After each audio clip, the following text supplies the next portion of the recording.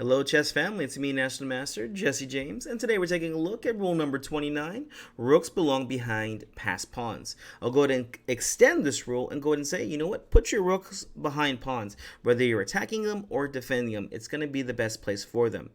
Why do we put the rooks behind passed pawns? Well, think about it. Whenever you're trying to put your pawn across the board, you want it to be defended. Rooks are a good piece for this because they control it the whole way down. Also, if you put your rook in front of the pawn and push it, well, at the end, the pawn's in the way. So make sure you put the rook behind the passed pawn, not in front of it. Very easy rule that will help you win lots of chess games. All right, let's take a look at this game with Morphy playing with the black pieces, playing against Daniel Harowitz. And yeah, this is going to be a fun one. We'll try to go through this as fast as possible for the opening and the middle, as I am trying to concentrate on the endgame. Here we go. We start up with d4, f5.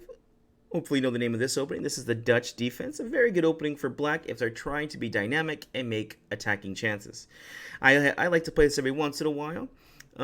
Magnus Carlsen does play one of the lines of this, which is the Stonewall defense or the Stonewall attack, however you like to say it. And yeah, he actually does pretty well with this one. This is going to be the regular Dutch defense, although there were some other variations too, the Leningrad variation and also the Nimzovich variation. So this game is definitely going to be dynamic because already with the first moves right here, well, anytime you try to win a chess game, you need to create an imbalance. So if d4, d5, well, that's equality. But d4, f5, imbalance has been made. Get ready to play an interesting game. c4 gets played, e6, knight c3, knight f6, and bishop g5 and bishop e4. Here, there's one important square that they're fighting over. Do you know what it is? Hopefully you see it. It's the e4 pawn. How is it the e4 pawn? Well, you can see with the first few moves, knight and pawn are already trying to attack it. The knight over here, but what about these bishops? Well, they're trying to get rid of the pieces that are controlling the e4 square. All right, let's keep moving forward. Queen b3 to attack the bishop. And pawn c5. I like this move quite a bit. This is already looking like hypermodernism ideas. Hopefully, do you know what hypermodernism is? Well, back in the old days, I think it's around like the early 1900s, Reddy, Nimzovich, and some other chess players were in the school of hypermodernism, meaning you let your opponent take the center and then you attack it from the wing. Now, I always tell my students, control the center, get your piece out in castle, which is a good idea. And at the highest levels, we have another idea, which is fun, the hypermodernism. So basically, you have the d and e pawn. Black will try and trade the f and c pawn for those ones. And then black will actually have the only two pawns in the center, giving black the advantage. Now, this is a very advanced idea that gets used. I don't recommend if you're just starting off. Go ahead and just stick to the main ideas until later on, when you become a little bit stronger and a little bit more fresh with chess, then you'll be able to go ahead and use these other ideas. All right, here we go. Pawn to d5 gets played, the best move. Of course, we don't want to ruin our center, as we just said. D takes c5 only helps out black. Fun moves here are like knight a6, or just a simple bishop takes c5. In the game, d5 got played, e5, best move. You can definitely see here this beautiful pawn center is being assembled. Pawn to e3, castles, bishop d3, and d6. Here in this game, the bishops will not be doing too well because, well, the center is closed, right? And in closed positions, meaning the pawns are not being traded, the knights will actually be better because they can jump around the pawns. All right, knight to e2. Hopefully nobody fell for the move of knight to f3 as e4 just gets played, getting forked. Remember, for each move, you should be trying to guess what each person's going to be playing. This is going to help you become a strong chess player. Don't just watch. Actively try to think about what's the next piece is going to get moved, where it moved to, where a weakness is. Be an active thinker. Knight to e2 gets played, pawn h6 attacking the bishop, and bishop takes on f6. Well, what happens if we play bishop to h4? Hope you can see this is a big mistake in Morphy. Now, to move and win, what do you play here? Feel free to push pawns if you want to. Here the move is pawn to g5, and now the bishop is, unfortunately for white, just trapped. And here there is some kingside weaknesses over here with the light squares, but with that being said, I feel very confident I can win this position. I'm sure you guys can too. This is just an extra piece. Just bring your queen over to e7 and most attacks are going to be gone by then. All right, back to the game. Queen takes on f6 after bishop took, just developing the queen. Pawn to a3 to attack the bishop. Bishop takes on c3. Again, you could try to keep this bishop, but it's not a good idea. There's a lot of pawns in the same color as it, meaning this bishop is losing squares to move to. And in this game, the knights are going to be a little bit better because of a closed game. So, bishop takes on c3, and then queen takes on c3. A lot of people here would probably be expecting knight takes, which is a good idea, but here queen takes is definitely going to be the better move. Why is that? Well, remember, anytime you're trying to play a chess game, there's 3 sectors that you can play in. You have the king side, the center, and the queen side. Naturally, especially for different openings, there's ways that are very natural that you attack for white, for black. In this game, take a look. What do you think the best ideas are for white and black? Where should they attack? We can already take out one of the sectors because, well, the center is pretty much closed. If you try to open it, it'll be closed. Like, later on, we'll see f4 gets played, and Morphy doesn't want the center open, so he just closes it. So which way should white be going? Which way should black be going? Well, if you know anything about Morphy, you'll know that he likes to attack the king side. He loves to attack the king. All his pieces naturally gravitate. So he's going to go for king side attack. And then, what about white? Well, white wants to go queen side. Remember, whenever you're attacking, you need open files and diagonals. In this case, white wants to play pawn b4 to open up the b file so that they can start penetrating and creating counterattack. If you don't do anything, if you just let Morphy attack or anybody just attack, you're going to lose the initiative, and well, you probably lose the game because you're just defending. You can't win games without attacking unless your opponent just makes mistakes. We're going to assume that we're playing against strong opponents and that they do not. All right, here we go. Queen to g6 gets played, attacking the g2 pawn, castles, knight to d7, and now white's ready for it. Pawn to b4, and pawn to b6, just making sure this pawn structure is nice and safe over here. White played pawn to f3, and pawn to h5 here. A very nice move. The idea being, well, we're going to use this h pawn over here just to move forward. If you look at how computers play, they love this idea, and I recommend that you use this in your game. But with this one pawn, you can start creating weaknesses of all 3 of these ones. First of all, if they don't take and you get your pawn to h3, you have the lollipop checkmate, queen takes on g2.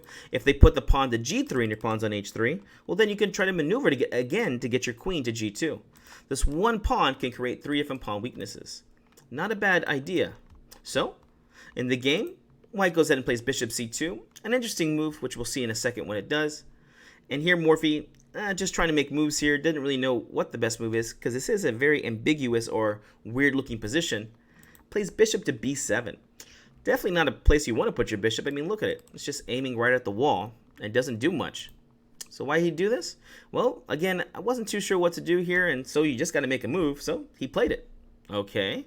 Well, white plays bishop a4, and now we know what's going on here. What's white's idea in this position? White wants to trade this bishop for this knight. Why? Remember, this is a closed position. The knights are supposed to be a little bit better here. And, well, Morphy doesn't want to move this knight anywhere because, well, if you move it, where does it go? Like to f6? I don't know where the knight's going next, so let's not put it there. Here, Morphy just goes ahead and says, you know what? You can do this idea. I'm going to go ahead and play queen f7. If you take, I'll take back. And, well, white says, let's do it. Bishop takes, queen takes. And now, well, I'm sure white thought this is a good knight. This is a bad bishop. For the most part, I would have agreed with him if I hadn't seen the next moves getting played. Here, Morphy's able to change the pawn structure and then go ahead and make an attack. Here we go. White played b takes c5, b takes c5. This makes sense because, remember, white's still thinking about going queenside, and this is going to create an open file so that we can try and penetrate into black's position. All right.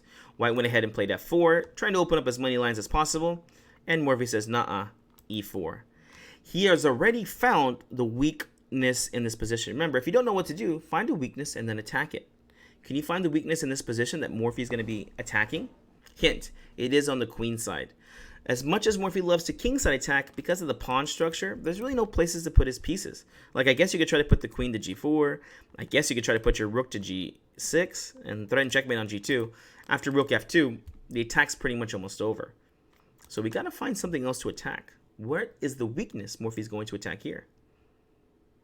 Hopefully you found it. It's the c4 pawn. And this is perfect because we have a light square bishop, and these are light square pawns. So, what do? Let's put pressure on them. White went ahead and played rook a b1. Good move. Bishop a6, exclam. And now, the idea, let's attack the weak c4 pawn. Here, white does not play the best move and just plays rook f to c1. Now, this does defend the pawn. Probably better is just to try and either double up the rooks or stop black's next move. I think the reason why rook f1 was played, rook f to c1 was played, is because this knight is again trying to find a square. Typically in closed positions, the knights are very good, but this knight's just being conquered by the pawn structure, and it really doesn't have a good place to move to. Here, white tries to move the knight to defend the c4 pawn, as that is the biggest weakness, and goes knight to... Oh, queen a4 gets played real quick. This was a very nice move by Morphy. The queen is at its best place. Here you can see it's putting pressure on the c4 pawn, and also putting pressure on a3, the isolated pawn. This queen has no better square here. All right, now knight g3 gets played, and the idea is not to attack the pawns. This is like a pseudo threat or a fake threat. It's just trying to get a free tempo or a free move in by attacking these pawns. Of course, h4 gets played to kick the knight. Knight goes to f1. Rook to b8. Of course, this is the only open file, so we need to contest this. And black goes ahead and plays knight to d2. All right, here's a challenge for you. How do you keep improving your position? Black to move. What do you do here to keep putting pressure and keep adding? Yes, c4 is a weakness, but there's no other piece that could put pressure on it now. The rooks can't get anywhere near the c4 pawn. So how do we keep making progress? All right, I do hear someone say, you know what? I want to double my rooks. Fair enough. So how do you do that? Rook b7. With this move, you just lost the advantage. White will simply take, rook b1, and now I've got control over the only open file. And this is important. It's the only way in and out of the position. All right, here we go. Next one up, we're going to play the correct move and play rook to b6. What's this do? Can't they just take? They can, and they do. Here, after rook takes, pawn takes, now we have a better pawn position. Why? This is a backwards pawn. Okay, what do we get for this? Well, first of all, we have a pawn structure that is all together, right? So this is one pawn island. Now white has two pawn islands because although all these pawns are connected, this pawn is isolated and by itself. So this can become a target, playing rook to a8. And you can see that the rook will be coming over to attack the a3 pawn. White makes a very bad choice here and plays queen to b3. The endgame is already bad. Just remember, guys, bishops and rooks work better together than knights and rooks. And so Morphy's very happy about this. He goes ahead and trades, and now he turns his weakness into his strength. Here, this is a backwards pawn, so he goes ahead and plays pawn to b5. Well, if white doesn't take, then we will. So takes, and what's our new advantage here? In chess, if you want to win your chess games, it's good to know where your strengths are. What's the biggest strength in this position now here for black? We just created it. Hopefully you see it. It's the c5 pawn. This is a protected passed pawn, one of the best pawns you can have in your chess game because, well, passed pawns are the best pawns to get across the board to make your queen. This is endgame. We should either be trying to win material or trying to get pawns across the board. With that being said, this is the perfect one because, well, this pawn is not being blockaded by any pawns. Also, it's protected, so you can't really get to this pawn without getting to this one. And this is perfect because, well, in most king and pawn endgames, anytime you have a protected passed pawn, those are usually easy wins because the king cannot stop this pawn and stop this king from penetrating the position, as we will see later on in this game. All right, white played knight to a5. Not a move I particularly like, but white is trying to do something over here. All right, simple chess, rook to a8, attacking the knight and also the weakness of a3. And white plays knight to b7. All right, question here. Should we go ahead and play rook takes on a3 and allow knight takes d6, or play rook a6 and defend the d6 pawn? Ding, ding, ding, ding, ding, ding, ding. Hopefully you push pause. Hopefully you got the right move. What do you play here? Rook a6, of course. Don't trade a weak pawn for a good pawn. What does that mean? They're both they're just pawns, right? Well, this is what they call a static weakness, a weakness that won't change. This will always be an isolated pawn. This pawn, on the other hand, well, this is a good pawn because it's defending our biggest strength, the pass pawn, a protected pass pawn here. So with that being said, we don't want to trade this off. Take your time. The only thing that white has in this game is tricks, so don't allow them to do it. Besides, we still got to get our last piece into the game, and when we get that piece into the game, we can defend the d6 pawn. Which piece is that going to be? Of course, it's our king. Remember, the king is one of the best pieces in the endgame. The king must be active in the endgame. Here we go, rook c3 to defend the pawn, and now our king just comes over. King f8, knight d8. Where's this knight heading to? Hopefully you see it. It's the e6 square, so let's stop it. Bishop d7. Here you can definitely see how the bishop is just controlling this knight. This endgame is already lost here for white with the good chess player behind the black pieces. Rook b3, trying to get the rook active. And just simple chess, king e7. And, well, this knight is just marooned out here. It's not doing anything. Rook b8. Perfect. Now we have the two weaknesses principle. What is white's two weaknesses? If you know this, it should be an elementary win. You just use these concepts together. Remember, in a two weakness principle, this is a very easy way to win your chess games, because when there's two weaknesses, white or black will use all their pieces to defend the first weakness. Then you use your other weakness to attack, and they can't go back and forth doing it. So you will win at least something in those kind of games. In this case, what are the two weaknesses? Well, first off, we know this pawn is very good because it's passed pawn. Well, passed pawns must be pushed, so this is one of our strengths. And what's the other weakness? It's this knight. This knight is pretty much trapped over here, and well, I guess you could throw it to c6 or to e6 if you want to lose a pawn. But this is the two weakness principle. The knight's weak, this pawn is strong. What do? Passed pawns must be pushed. Let's do it. c4, king f2, c3, king e2, and rook takes a3. Here we finally see the materialistic value that actually happens, right? It was black already had an advantage, but we weren't able to see it. It finally manifested. It finally happened. And this happens in a lot of games. For like the last 10 moves, black's been winning, but he didn't have a materialistic advantage. Now he does, and the game is pretty much easy. Here, white just goes ahead and plays knight c6 check. It's really the only move he could play, but it still is lost, at least with a good player. Here, Morphy saw the winning idea. He played bishop takes, pawn c2, king d2. Notice, of course, if you try to push your passed pawn, this is just going to lose very fast.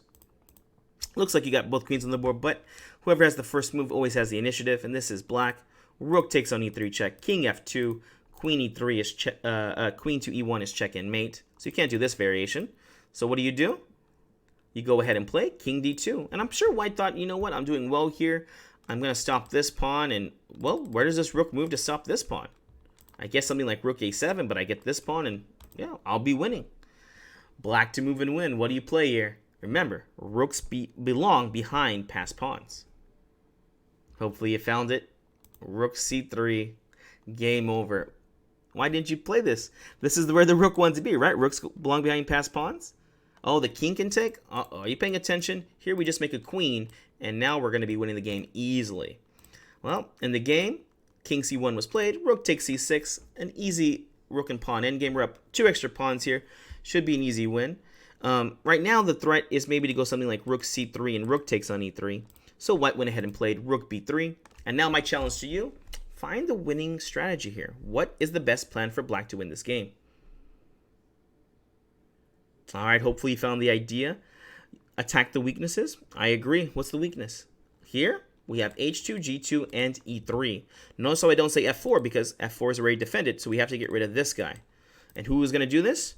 Of course, our king. Notice this guy is pretty much stalemated, or he can't move anywhere, while this one over here, he just has to kind of wait around and, do nothing. Let's get our king active. Let's bring him in. Should we go through the center, or should we go through the king side? Going through the king side is going to be best, so that's where Morphy heads. King f6, rook a3. Again, white can just kind of wait around. They can't move the king anywhere, and they need to play this back and forth, or else if they move it away, this rook will come in and win another pawn. And if this pawn falls, well, 2 more passed pawns are made. 3 passed pawns. 1 is usually enough to win the game. 3, please resign. So rook to a3. And now a nice move by Morphy again, pawn to g5. By making pawn trades, he's going to go ahead and give himself access into the squares in there. What do I mean by that? Well, if you take, king takes, you could trade off this pawn, and again, we get 3 passed pawns, winning the game. So white, of course, didn't want to do this. They played g3, and now we've got penetration squares. What are those? Simple chess. I wanted to bring my king in earlier, but I couldn't do that because, well, the pawns all controlled it. When g3 was played, now you see h5, g4, f3. Here we go. There's that weakness we want to attack. Before we play that, though, let's simplify the position, meaning let's just make the pawn trade so we don't have to worry about them taking us. So we take, take, take, take. That's done. Let's get the king over there. King g6. Rook to a5, attacking f5. Now, you could play something like king h5 and maybe still be winning here, but if king h5, the rook will take, right? Well, no pawn left behind. Here's simple chess, rook c5. It's very important that you know how to do king and pawn endgames because those are the simplest and easiest endgames to win. So you play rook c5 here. Well, if you trade, you just lose. So rook a6 was played. Okay, I'll show you. Yes, if rook takes on c5, pawn takes on c5, king takes, easy endgame here. We have the extra pawn, an extra outside pass pawn, which means, well, white cannot defend the 2 weaknesses, which is e3 and c5. E3 is weak because the king will attack. And C5 is also another weakness because the king needs to make sure it doesn't queen. So simple chess, you just run in king H5. If you try to grab the pawn, you're going to be losing this pawn over here, right? So you'll just go ahead and try and stay here to defend. I'll put my king as close as I can. And now I can use good technique here with king F2 and just win the pawn. But even maybe better, just use the diversionary tactic. C4, king E2, C3, and now you see, uh-oh, this is the problem. When the king runs back over here to stop the pawn, my king will come in and win the pawn. A very easy, elementary king and pawn endgame. So white went ahead and played rook to A6 to attack the D6 pawn. Simple chess. Rook to C3, looking at the E3 pawn, but also we want to penetrate with the king. Rook takes D6 check, king H5, rook D2, king G4, rook G2, king F3, rook G5, no pawn left behind. Rook C5, of course. Rook H5, king takes on E3, rook H4, king F3, and white resigns. White could have resigned a long time ago, but this is pretty much it because, well, we're now in Zugzwang, meaning there's no move that will help your position. Every move that you make will make it worse. Well, how is that? You can't move the king anywhere, or we make a queen, and we'll be checkmating soon. And this rook has nowhere to move without the F4 pawn falling. And once F4 falls, well, I mean, it was already enough just to push the E pawn, but, you know, two more passed pawns is just going to make this game even easier to win. Well, hope you guys enjoy this game. Remember, put your rooks behind passed pawns. I'll see you in the next video.